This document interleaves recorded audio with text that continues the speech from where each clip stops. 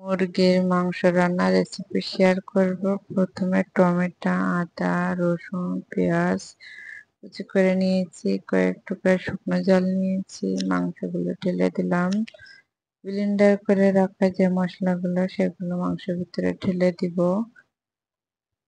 কয়েক টুকরা আলু নিয়েছি। এবার লবণ, হলুদ, ধনিয়া গুঁড়া,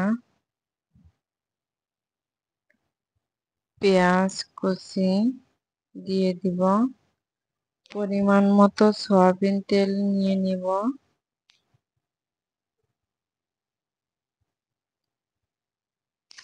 মাংসগুলো মশলার সঙ্গে ভালোভাবে সব মিক্সার করে নিতে হবে।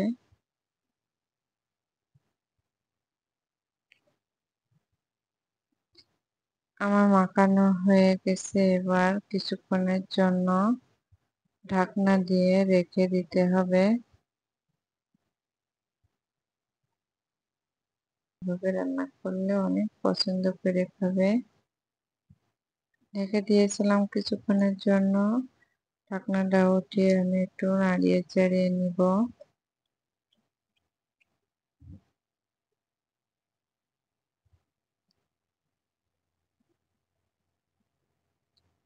বাটা মশলা দিয়ে দিলাম, কয়েক টুকরা ফল, জিরে, সব বাটা মশলা এগুলো দিয়ে ভালো করে কষিয়ে নিতে হবে।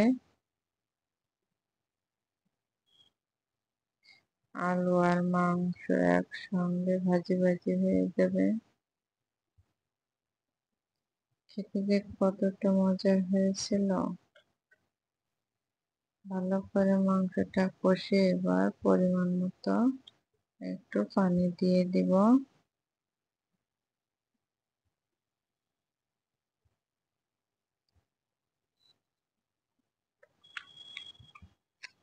কিছুক্ষণের জন্য একটু ঢেকে রাখবো।